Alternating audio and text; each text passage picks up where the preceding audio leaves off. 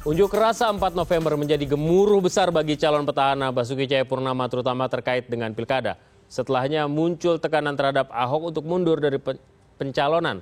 Kini berhembus kabar partai politik pengusung Ahok bersiap mencabut dukungan pula. Riak-riak politik ibu kota terus bergejolak.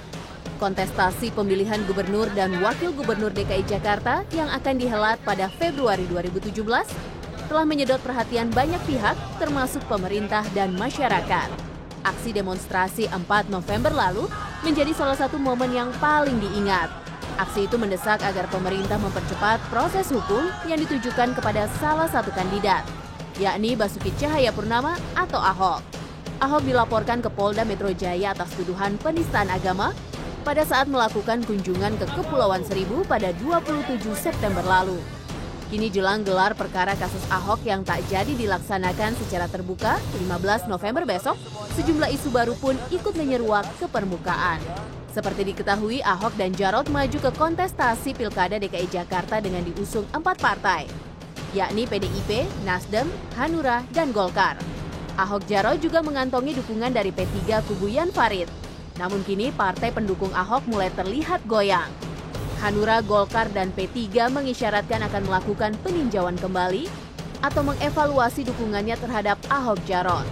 Meski begitu, pihak partai tidak mau terang-terangan mengaku bahwa evaluasi dukungan itu terkait dengan kasus yang tengah membelit Ahok. Menanggapi hal ini, pasangan Ahok dalam Pilgub DKI, Jarot Syaiful Hidayat, mengaku tidak ambil pusing jika partai pendukung akan menarik dukungan.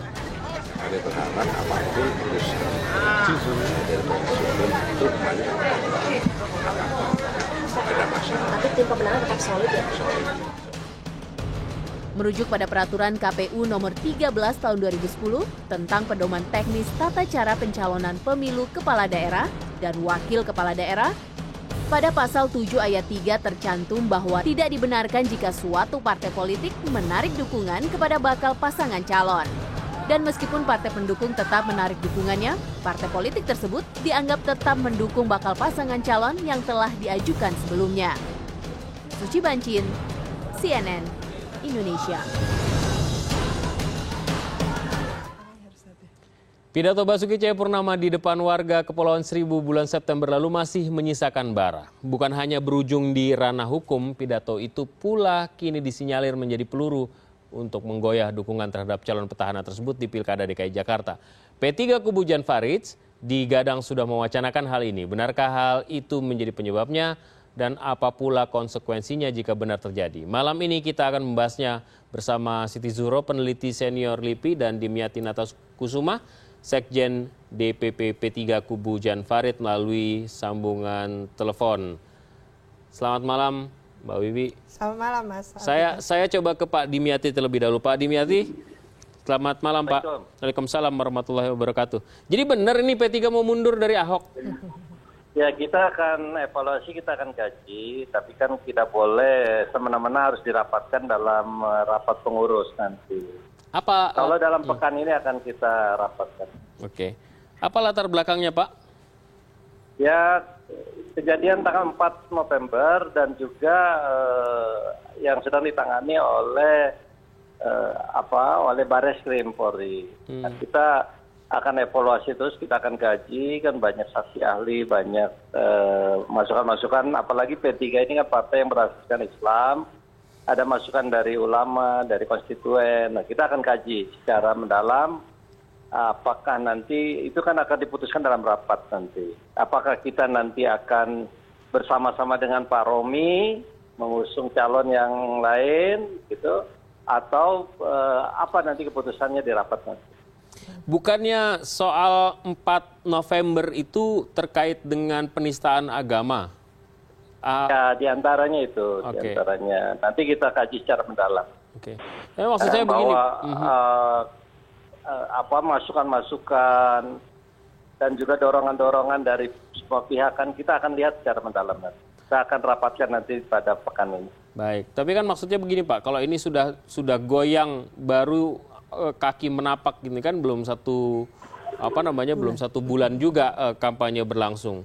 Kita tahu bersama bahwa sebenarnya pidato itu sudah cukup lama wacananya, baru kemudian gongnya di 4 November. Saya tidak tahu apakah akan berlanjut di tanggal 25 November nanti, tapi 4 November itu kan sebenarnya adalah dampak dari gelombang atau guliran wacana yang sudah berkembang di saat yang sama di mana kemudian P3-nya Bapak mengusung Ahok Jarot. Ya, kita kan mengusung Ahok Jarot karena memang Ahok Jarot itu kan teruji dan terbukti kinerjanya baik. Tapi P3 ini kan juga partai yang berasaskan Islam. Nah, kita kaji secara mendalam nanti masukannya.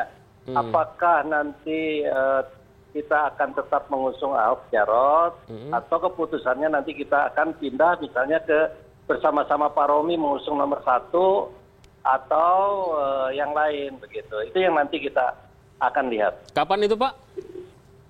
Dalam pekan ini. Dalam pekan ini. Insya Allah kita akan rapat segera. Rapat terbatas pertama akan dilaksanakan segera. Nanti kita akan informasikan rapatnya akan kapan kita akan laksanakan.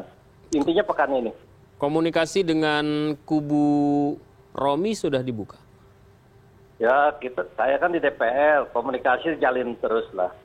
Apalagi dengan beberapa pihak kan sudah menjalin juga. Tapi kita misalnya kalau dengan kita bersama-sama Pak Romi, kita akan dukung Agus Yudhoyono dan Silvi, kan begitu. Atau kita ke pihak yang lain. Nanti kita akan rapatkan, kita akan putuskan. Iya. Ini nggak ada hubungannya sama gagal mendapatkan cita-cita politik? Oh, maksudnya SK begitu? SK konsesi di tubuh pemerintahan, baik daerah maupun pusat, apalah gitu? Atau mahar gitu? Nggak ada. Kita memang tidak ada mahar, tidak ada hal-hal lain. Kita hanya ada kontrak politik. Kontrak politik itu nanti apabila sesuatu hal kita akan jalin juga dengan pihak lain. Tapi kita akan rapatkan nanti, kita akan putuskan mana yang terbaik. Karena ini kan baru masukan-masukan, kita evaluasi, kita kaji. Belum kita putuskan. Begitu. Kalau SK? Ya insya Allah SK kita akan dapat SK. Insya Allah. Karena saya yakin legal standingnya sudah jelas, putusan Mahkamah Agung 601. Saya yakin lambat laun kan reformasi hukum. Semua dasarnya adalah hukum. Indonesia ini adalah rule of law, restat begitu, dasarnya negara hukum. Maka dengan sendirinya akan supremasi hukum akan dijalankan oleh pemerintah. Bukan pertanyaan saya, apa bukan gara-gara SK-nya nggak turun cepat, kemudian akhirnya ya sudahlah, tidak ada gunanya juga ini kita cabut saja. Ya, kalau menurut saya itu lain cerita. Beda. Intinya ya? P3 sekarang ini ada memiliki legal standing. Kami memiliki legal standing putusan Mahkamah Agung. Pak Romi memiliki legal standing SK Menkumham. Pak Ahmad Yani juga punya netral, tidak kesana tidak ke sini. Kalau ada pecah kan berarti ada yang non-blok biasanya. Jadi dengan sendirinya masing-masing punya alasan lah untuk mendukung. Begitu. Masalah SK itu urusan pemerintah. Kita ikuti saja maunya pemerintah. Enggak, pertanyaan saya, tapi kita Pak, juga nanti P3 kita nanti akan melihat arah kebijakan Presiden Pak Jokowi kemana nih arahnya. Oke. Kita akan putuskan nanti. Waduh, ini serba di persimpangan semua nih. Soal Ahok ada di persimpangan, soal Jokowi ada di persimpangan, Pak ya? Ya gitulah, persimpangan jalan semua. Oke. Karena P3-nya memang pecah gitu loh. Oke. Karena P3 kalau selaras, putusan Mahkamah Agung dengan SK Kumham selaras, udah enak saja berjalan. Ini kan karena tidak selaras tadi, masing-masing punya alasan, punya legal standing. Gitu. Ya, baiklah. Kita akan lanjutkan, Pak ya. Tapi saya mau menyapa terlebih dahulu Bestari Barus, tim pemenangan pasangan calon Ahok Jarot yang juga kami hubungi melalui sambungan telepon. Pak Bestari, selamat malam. Selamat malam pemirsa. Ini kawan mau mundur gimana nih Pak Bestari? Yang mana yang mau mundur? Ini Pak Dimyati dan kawan-kawan mempertimbangkan untuk menarik dukungan. Begini, saya mungkin tidak dapat mengomentari keinginan partai-partai, namun saya meyakini bahwa ada masing-masing di seluruh partai itu ada mekanisme-mekanisme terkait hal-hal yang sedang kita bicarakan ini gitu. Nah itu juga saya tidak berani masuk terlalu dalam, itu kita serahkan saja hal-hal itu kepada Pak Dimyati dan rekan-rekannya gitu loh. Oke. Tapi kalau kawan mundur nggak ada masalah Pak ya? Ya tentu masalah, kan artinya mundurnya kawan berarti kan berkurangnya dukungan. Gitu kan, satu kan ini kan vote ini kan dihitung per satu suara loh, gitu loh. Jadi, ya, jadi ada upaya untuk konsolidasi atau afklarung dialog dengan P3 barangkali P3-nya ya, Pak Ian. Saya rasa kalau kami dari partai-partai tentu agak sulit lah kalau kami yang harus mengajak teman-teman dari Pak Ian dan Pak Dimyati untuk berbicara. Tentu kita harapkan paslon dapat membuka komunikasi tersebut. Oke, gitu. Baik. Tapi ini sudah terdengar Pak ya? Informasi ini, sinyalemen ini sudah terdengar? Kan sudah di media sudah banyak bahwa akan ada evaluasi sebagainya gitu. Kalau Nasdem aman? Ya, Nasdem juga kan Ketua Umum kami pernah menyampaikan sesuatu terkait ini juga, dan itu juga sudah ada di media. Artinya sampai hari ini kami belum menerima perintah apapun kecuali menangkan Ahok. Tapi kemungkinan untuk mencabut dukungan bisa saja ada. Kalau mencabut dukungan tentu ada konsekuensi hukum dan itu akan sia-sia karena KPU akan mengabaikan toh. Ya. Jadi KPU akan mengabaikan semenjak ditetapkan menjadi calon, maka tidak ada lagi no way back lah. Pokoknya tidak bisa lagi kembali ke belakang, itu harus maju terus. Oke. Kalau boleh tahu ditimbang-timbang juga sama Nasdem ini karena apa Pak latar belakangnya? Latar belakang yang mana nih? Harus jelas nih. Ditimbang-timbang soal dukungan terhadap Ahok ini backgroundnya apa sih sebenarnya? Lah kan kita kan memang sudah dari awal sebelum partai-partai lain menyatakan dukungan itu kita sudah mendukung Ahok gitu dengan segala dengan kita telah melakukan katakanlah penelitian terhadap beliau hasil kerja dan sebagainya. Kita dengan cepat menyatakan dukungan itu kan gitu. Jadi bukan kemarin kita mendukung, tapi jauh sebelum pilkada ini digelar kita sudah mendukung gitu loh. Artinya tidak akan mungkin surut dukungan, tidak akan mungkin mempertimbangkan dan berpikir dua kali untuk mendukung Ahok. Sampai ke ujung Ahok harus didukung, begitu ya? Yang jelas sampai hari ini perintah yang keluar kepada kami adalah sukseskan. Belum ada perintah untuk mundur dan sebagainya, maka saya masih berdiri di sini sebagai salah satu tim pemenangan yang diutus partai untuk berada bersama kawan-kawan yang lain gitu. Oke, baik. Mari kita lihat terlebih dahulu, Mbak Wiwi, juga kita lihat terlebih dahulu ada aturan yang mengatur bagaimana jika seandainya mereka yang mendukung sebelumnya, partai politik yang mendukung sebelumnya mengambil atau mencabut dukungan. PKPU, ini peraturan KPU nomor 9 tahun 2016 pasal 88 ayat 1B menyatakan jika paslon dinyatakan mundur, pasangan calon terbukti tindak pidana kejahatan yang diancam pidana paling singkat 5 tahun atau lebih berdasarkan putusan pengadilan yang mempunyai kekuatan hukum tetap sebelum hari pemutusan suara. Jadi ini calonnya yang mundur ya. Selanjutnya, bila paslon mundur, ini undang-undangnya jika calon memutuskan mundur secara pribadi atau jika pemimpin partai menarik calonnya setelah ditetapkan oleh KPU, maka dikenai hukuman penjara 24 sampai 60 bulan. Wow, lama sekali nih. Dan denda 25 sampai 50 miliar. Penjara dan denda ya, bukan disubstitusi. Keduanya harus dijalankan. Lumayan juga hukumannya. Jadi kira-kira seperti itu. Fenomena apa ini yang tengah terjadi soal Ahok? Kita lihat ada Ahok yang begitu gegap gempita, bahkan menimbulkan drama dukungannya oleh PDI Perjuangan. Kemudian ada Al-Maidah ayat 51 yang bergulir menjadi wacana. Ada tanggal 4 November dan sekarang partai-partai pendukung Ahok berpikir. Saya menggunakan istilah berpikir. Berarti yang dipertanyakan adalah persoalkan partainya ya. Dalam sejarah partai politik ya, khususnya kalau kita melihat sejak tahun 99 pemilu pertama kali dengan sistem multipartai banyak, koalisi yang dibangun ini memang bukan koalisi yang permanen. Itu satu.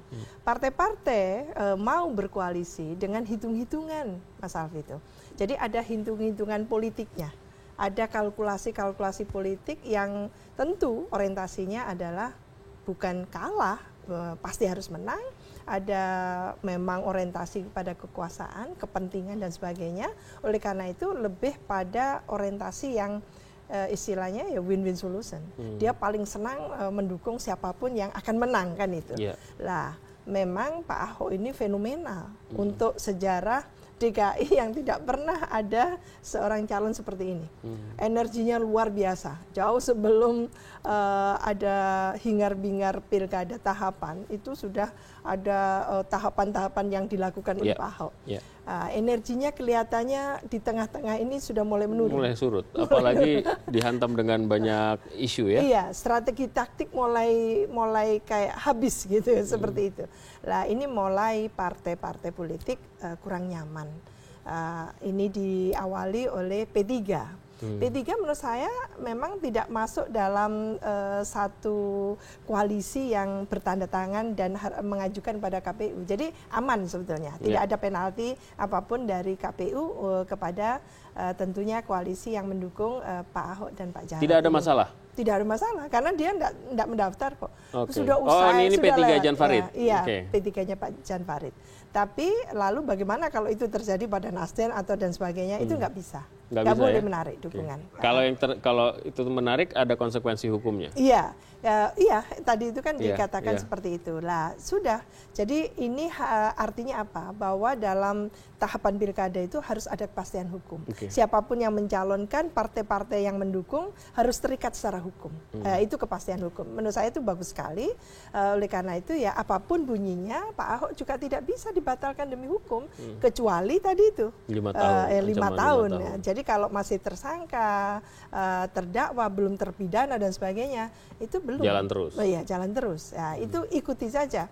Lah, tapi memang ada sinyal-sinyal penolakan, resistensi tadi itu yang memang tidak akan ada asap kalau tidak ada api. Oleh karena itu ya sekarang terpulang kepada Pak Ahok dan Pak Jarod plus tim-tim suksesnya ini bagaimana mencari cara supaya tidak ada penolakan dan tetap disenangi, kan itu sebetulnya intinya. Itu PR-nya yang harus dijalani ya. Baik, kita akan lanjutkan perbincangan ini Bapak-bapak dan Ibu, kami akan kembali sesaat lagi.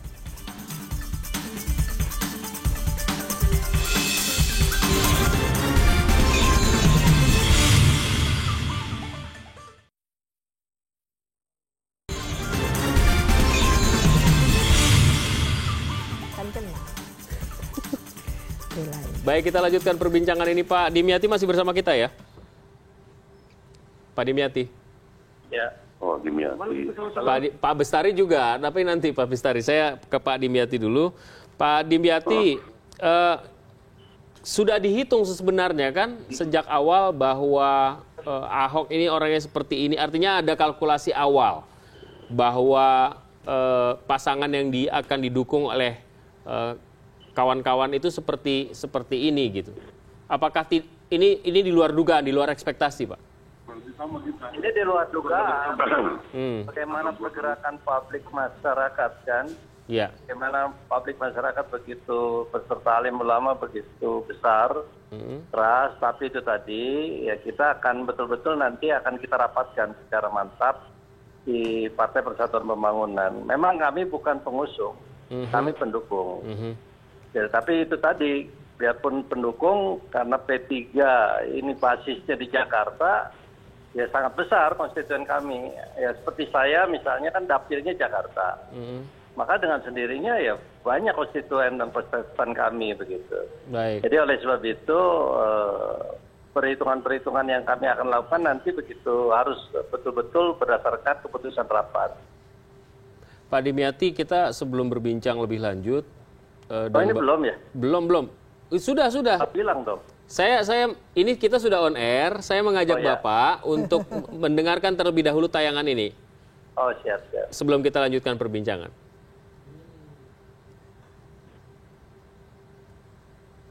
Mungkin kesadaran itu datangnya terlambat.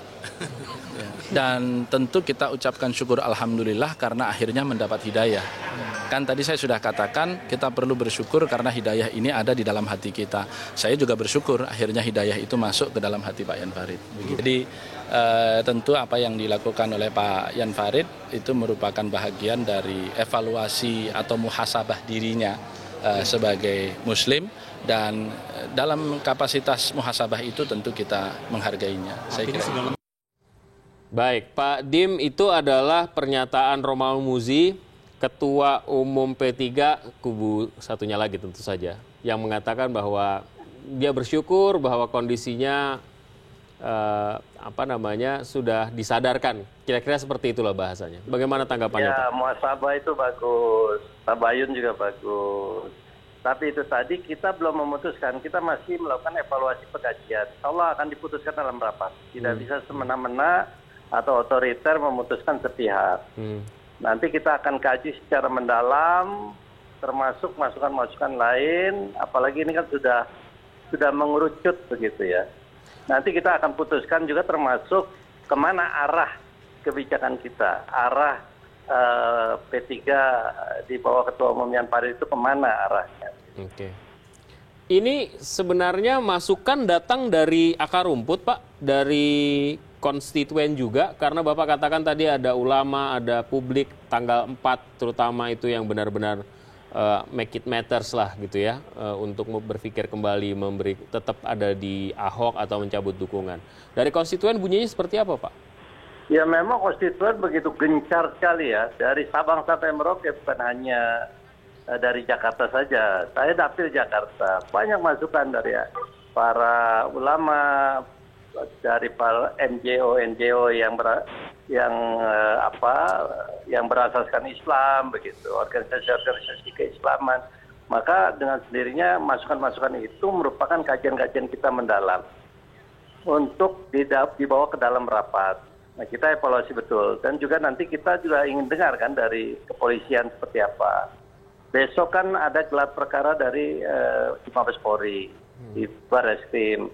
Kita juga akan menjadikan indikator variabel di dalam putusan kita nanti. Apakah kita masih bisa terus mendukung Ahok Jarot, atau kita ikut dengan Romi mendukung Agus Yudhoyono begitu, atau yang lain, atau seperti apa? Nanti kita lihat secara mendalam. Yang lain itu maksudnya Anies Sandi. Ya mungkin Anies Sandi kan hanya 3 pasang, iya. Gitu loh. Makanya.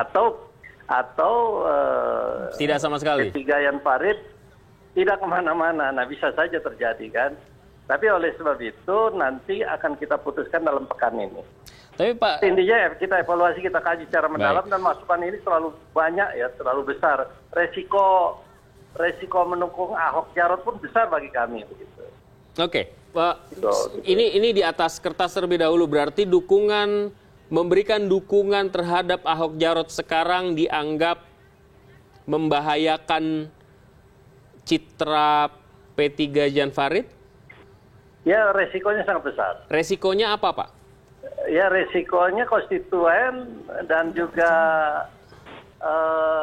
ulama yang tidak pro Ahok akan lari dari P3 begitu. Bisa saja terjadi kan. Tapi itu tadi kita akan kaji secara mendalam maslahat dan madaratnya. Kita kan sudah kontrak politik dengan Ahok Jarot. Iya. Nah, kontrak politik itu juga bermanfaat juga. Kita berhitung kalau nanti Ahok Jarot yang jadi, ini tanpa ada partai yang berasaskan Islam yang mendukungnya, bagaimana Ahok Jarot nanti berpihak kepada Islam begitu. Nah ini kita juga mengawal. Nanti kita akan kaji, kita lihat maslahat madaratnya dalam mendukung nomor 2 ini, begitu loh. Mendukung Ahok ini. Nanti kita lihat. Pak Dimyati, ini sebelumnya tidak dihitung ya berarti ya? Artinya sekali lagi ini resiko ini muncul belakangan, padahal kan sudah kita hitung. Dari awal tidak ada komplain, dari konstituen ketika belum ada 4 November. Ada komplain, Ahok Jarot itu menang gitu. Nah ini yang begitu hasil survei terakhir begitu melorot begitu ya dari lembaga lingkar survei Indonesia, terus juga kita lihat arah kebijakan Pak Presiden Jokowi ini kemana arahnya. Nah, kita melihat itu. Nanti begitu kita lihat, kita akan putuskan. Apakah masih tetap dengan Ahok Jarot atau kita berpaling ke lain, gitu ya. Oke. Nanti kita lihat. Oke, masih dihitung lagi ya. Pak Bestari, apakah rasa yang sama juga dirasakan Nasdem? Ini sudah mulai beresiko nih mendukung Ahok. Enggak, saya rasa Nasdem bukan dari sisi situ ya. Kan begini, seperti saya sampaikan di awal tadi bahwa masing-masing partai tentu punya mekanisme internal tersendiri dan masing-masing. Yep. Apa yang disampaikan Pak Surya itu bukan kemudian diartikan sebagai menarik dukungan pada saat ini, tidak. Bahkan kami sendiri pun kan menerapkan apabila ada kejadian di internal kami. Contoh, kan kami pernah ada satu pengurus kami yang terlibat pidana. Ya kalau sudah tersangka itu memang harus dievaluasi. Itu seperti itu saja. Jadi bukan sebagai sinyal akan menarik, bukan. Hanya menyatakan ini loh sikap internal kami, partai kami kan punya aturan main sendiri. Itu saja gitu.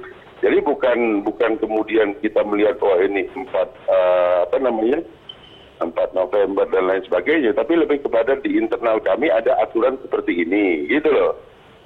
Jadi kalau jadi tersangka bisa saja dicabut dukungan itu ya?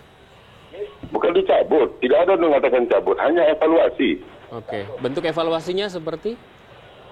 Ya, tentu itu nanti rapat pimpinan lah yang akan menentukan apa bentuk evaluasi. Kalau kan ini kan masih jauh ini. Ya, tapi sekali lagi kan mekanisme yang ada di dalam tubuh Nasdem yang kemudian menentukan kan Pak. Nah, apakah kemudian ketika tersangka itu ditetapkan akan ada konsekuensi yang diterima Ahok dari Nasdem? Ya, itu nanti akan dibicarakan di tingkat pimpinan. Namun sampai hari ini kami tetap diminta bekerja untuk suksesnya Ahok Jarot, gitu loh. Konsekuensinya seperti apa belum dipertimbangkan sekarang? Ya kan konsekuensi itu bukan pada hari ini. Karena kan kita tidak mau juga berandai-andai, tapi hanya ada aturan di internal seperti ini. Pasti nanti akan ada rapat pimpinan. Begitu. Baik, terima kasih Mbak Wiwi. Saya akan tanya Mbak Wiwi lebih komprehensif setelah jeda berikut. Tetaplah bersama kami akan kembali sesaat lagi.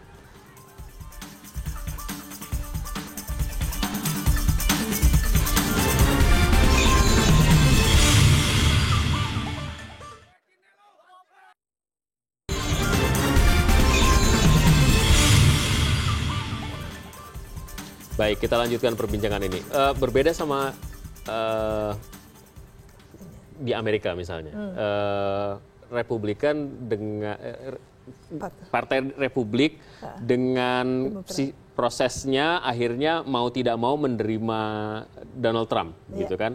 Nah, kalau di Indonesia kan Ahok itu kan sejak awal ada dan kemudian partai-partai datang, dan kemudian kita lihat fenomenanya partai-partai yang mendukung sekarang pelan-pelan kayaknya sudah ya nggak menarik tapi mempertimbangkan dengan sangat masak, dengan sangat dalam. Istilahnya Pak Dimyati, ini sudah mulai beresiko, sementara Pak Bestari bilang sesuai dengan aturan ya, sesuai dengan aturan di partai. Kalau ada internalnya yang tersangka maka dia harus nonaktif. Nah, ini bagaimana kemudian ke depan gitu? Gimana Mbak Wiwi? Melihat komparasi memang incomparable. Jadi tidak bisa dikomparasikan karena Donald Trump itu jauh sebelum sekarang ini sudah apa ya istilahnya itu menganalogikan dirinya kader sebagai kader Republik. Jadi jelas, sosoknya jelas. Pak Ahok memang pernah jadi kader berbagai partai gitu ya. Kader berbagai partai. Iya, lalu terakhir malah tidak punya sama sekali yang namanya rumah partai tadi itu. Nah, itu kesulitannya dan dia dalam kebimbangan yang luar biasa ketika harus memutuskan untuk memilih jalur perseorangan. Oke, di sana sudah settlingin lalu berubah begitu saja dengan katakan dukungan partai, dan terakhir lebih mantap lagi didukung oleh PDI Perjuangan. Meskipun dengan semua hiruk pikuk di internal PDI Perjuangan kan gitu. Akhirnya episode ini kita saksikan bersama. Jadi menurut saya ternyata jadi pemimpin itu tidak boleh bimbang dan ragu. Jadi kalau sudah memutuskan perseorangan ya perseorangan gitu. Karena memang mungkin di sana auranya kan gitu. Sekarang ini juga permasalahan luar biasa karena menyangkut tentunya perasaan hard feeling gitu ya yang sangat dalam yang dirasakan oleh umat Islam. Ya, kebetulan di Jakarta ini penduduk Islamnya juga banyak gitu. Jadi itu yang nggak bisa dinafikan. Bukan hanya suku tapi penduduk umat Islamnya banyak dan mereka hand in hand secara kolektif merasakan hal yang sama gitu ya. Tadi itu hard feeling, perasaan hard feeling. Yang ini yang susah diobati tanpa harus ada bukti konkret bahwa ada penistaan. Dugaan penistaan tadi itu difinalkan. Itu secara lembaran sejarah di Indonesia selalu seperti itu, Mas Alfi itu. Ada partai politik, tidak ada partai politik, ada pilkada, tidak ada pilkada, seperti itu episodenya. Nah sekarang tinggal itu diklarifikasikan. Gitu. Isunya sebenarnya yang lebih menarik adalah mencermati partai politik yang seperti kalau nggak terlalu berlebihan kalau misalnya jemput bola, saya aja yang dukung. Nah sekarang ini mulai berpikir mempertimbangkan. Saya yang mundur. Makanya kan artinya kan ini kan bukan sesuatu yang artinya sesuatu yang memang tidak bisa diduga sejak awal bahwa kondisi ini akan bisa menjadi besar dan jadi itu menunjukkan mengasosiasikan kalau misalnya itu nilai buruk juga terasosiasi kepada partai pendukungnya kan begitu. Iya. Betul. Jadi menurut saya berarti untuk seseorang yang tidak punya partai jauh lebih riski berarti. Karena memang dukungan itu jadi tidak penting. Mengakar. Iya, ternyata gitu ya. Rasa kebersamaan dan sebagainya itu tidak. Mereka mendukung karena asumsinya he is very powerful gitu ya. Dia sangat kuat, dia akan jago. Kenapa ya? Memang di survei tidak ada yang lain, tentu tinggi kan gitu. Itu yang saya katakan berulang-ulang, tapi tidak diperhitungkan. Lah, oleh karena itu sekarang kenyataannya seperti itu. Partai agak cemas, apalagi memang bukan kadernya kan itu. Nah, ini pelajaran menurut saya yang luar biasa, tentunya bagi kita semua, terutama bagi partai politik. Jadi ini waktunya partai politik melakukan reformasi sehingga mampu nanti pilihlah kadernya, gitu ya. Mengusung kader-kader the bestnya. Jadi kalaupun nanti ada calon perseorangan, ya ini jangan diterjemahkan lagi sebagai diparpolisasi, tidak ada masalah, monggo saja. Toh di pilkada DKI juga sudah pernah ada 2 pasangan calon perseorangan lah. Ini yang kontestasi itu lebih genuine, jauh lebih sejatinya itu menyentuh gitu ya. Substansi dari demokrasi sendiri, karena kontestasi itu betul-betul menghadirkan orang-orang, sosok-sosok calon pemimpin yang betul-betul memiliki kualifikasi, lulus integritasnya, lulus kompetensinya, lulus juga leadershipnya. Lah itu yang kita harapkan. Partai harus menyiapkan itu, karena tupoksinya itu. 5 tahun sekali dia harus menunjukkan bahwa dia mampu dan punya. Jadi tidak lalu krisis kader lagi. Tapi wajar juga ya kita melihat kalau komparasinya Amerika, kemarin Pilpres itu kita seolah-olah harus regenerasi. Pemimpin yang muncul tidak boleh lebih dari bahkan 60. Harus sekitar 50 dan sebagainya. Donald Trump 70. Lah ya itu. Jadi menurut saya kita lebay juga gitu.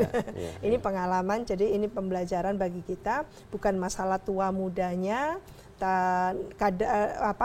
kader atau non kader, tapi yang penting itu memang calon pemimpin yang berkarakter. Itu yang kita harapkan. Pak Bestari masih bersama kita ya? Ya. Pak Bestari, kalau dilihat ini kan semakin kesini banyak sekali penolakan-penolakan yang didapat atau diterima oleh pasangan Ahok Jarot ketika berkunjung. Sampai sejauh ini apa yang sudah diupayakan oleh koalisi Pak untuk menghindari kondisi ini bisa terjadi? Ya, pertama kami menghimbau ya kepada kawan-kawan di KPU dan Bawaslu agar lebih aktif di lapangan. jangan tidak muncul di lapangan. Dan ini kan bukan pemilu legislatif yang calonnya banyak. Ini pemilu gubernur yang cuma 3 pasang. Dan jadwal itu pun kita serahkan kepada mereka dan mereka tahu itu. Jadi hadirlah di tengah lapangan, kemudian juga turut mensosialisasikan secara aktif bahwa hak-hak daripada pasangan calon ini dilindungi oleh undang-undang. Hak dan kewajiban masyarakat juga ada terkait dengan pelaksanaan pemilu ini.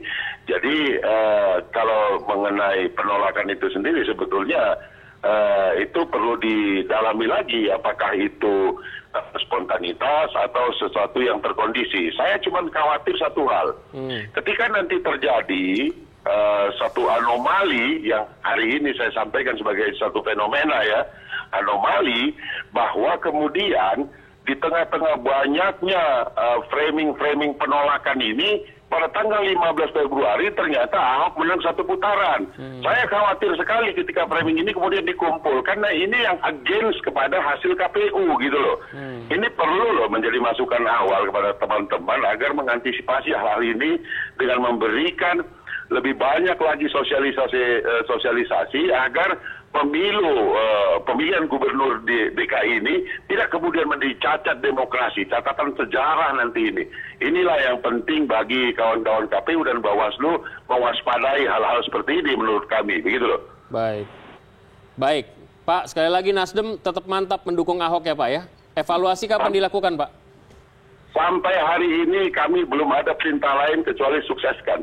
Oke, evaluasi nanti kalau sudah ada status hukum? Ya, itu evaluasi nanti bagian kerja daripada pimpinan pusat, apakah diperkuat atau hal lain gitu loh. Baik, Pak Bestari kan juga pimpinan, maksudnya kita bisa mencari tahu nih dari Pak Bestari. Ya itu yang saya masukkan lebih kan, kalau hal seperti ini tidak bisa kemudian kita kayak gigit cabai pedas, sabar dong. Siap, terima kasih Pak Bestari atas waktunya. Selamat malam. Terima kasih, selamat malam. Ya. Mbak Wiwi, terakhir barangkali apa yang bisa dilakukan? Nah, ini kan sebenarnya dari kubu Ahok sendiri ya. Kita tahu bersama ini sudah terbuka sekali bahwa koalisi ini seperti koalisi-koalisian gitu ya. Jalan-jalan sendiri, pendukung partai pendukung tidak jalan begitu ya. Ini akhirnya ini hanya sekedar memberikan tiket dan kemudian ya sudah seperti lepas tangan. Apa yang bisa mereka lakukan, koalisi ini lakukan? Paling tidak untuk empowering Ahok lah di sisi untuk di mata publik. Iya, gitu. ada 2 ya. Jadi memang dalam pengalaman atau empirik ya di tataran praksisnya itu sangat nyata bahwa calon nomor 1 itu menentukan sebenarnya kemenangannya. Adapun partai dan sebagainya itu hanya melengkapi, menggenapkan, menyempurnakan kemenangan dari apa yang sudah dibawa oleh calon nomor 1. Nah, yang kedua sekarang memang bagaimana menegakkan kembali katakan gitu ya elektabilitas yang pernah dicapai oleh Pak Ahok dan Pak Jarot yang menurut survei-survei yang lalu itu tinggi sekali gitu kan dibanding yang lain. Nah, sekarang ini apakah partai-partai atau tim suksesnya yang berlapis-lapis itu bisa meyakinkan kembali masyarakat? Bagaimana menyampaikan transfer knowledge gitu ya, transfer visi misi dan sebagainya, sosialisasi kepada masyarakat. Kalau masyarakat itu sudah ogah, itu susah sekali gitu. Saya membayangkan kok resistensinya serius sekali gitu ya. Karena seorang petahana dalam sejarah pilkada itu hampir nyaris tidak ada sama sekali resistensi. Sehingga muncullah calon tunggal. Karena saking hebatnya. Nah, di Jakarta tidak seperti itu. Resistensi. Nah, ini yang harus dicarikan polanya, strategi taktiknya bagi para tim sukses untuk meraih kembali gitu ya dukungan kepada Pak Ahok kalau memang Pak Ahok itu dikehendaki. Masalahnya kan tidak dikehendaki. Bagaimana mengubah dari yang tadinya dikehendaki, tidak dikehendaki, dikehendaki kembali. Lagi. Nah, itu. Jadi ini butuh blessing betul itu. Di saat yang sama sebenarnya kekuatan Ahok adalah berada di sistem sehingga dia bisa menggerakkan sistem dan kemudian mewujudkan sesuatu yang di luar pengalaman sebelumnya gitu sebagai gubernur. Dan satu hal lagi sekarang yang dia saya cuti. Satu hal lagi yang saya pertimbangkan adalah partai-partai yang mendukung, baik itu PDI Perjuangan, Golkar, Nasdem, Hanura, itu kan juga tidak mau vis-a-vis masyarakat, langsung berhadapan dengan masyarakat, dengan nuansa masyarakat yang masih belum puas. Tentu mereka agak tiarap dulu lah kan gitu. Nah ini yang bisa kita pahami. Jadi ini ya mungkin slowly but surely kan tidak akan terus menajam ya. Badai pasti berlalu gitu kan. Mudah-mudahan badainya cepat habis. Mbak Wiwi terima kasih atas waktunya. Dan kita lihat perkembangannya seperti apa. Tapi agak miris sih kalau misalnya di awal seperti bersemangat sekali mendukung, tapi belakangan ini karena angin berhembus kencang, badai datang, kocar-kacir satu-satu. Dan biasanya partai itu tahu persis karena grassroots-nya mengatakan something. Oleh karena itu dia segera mengantisipasi. Itu. Terima kasih Mbak.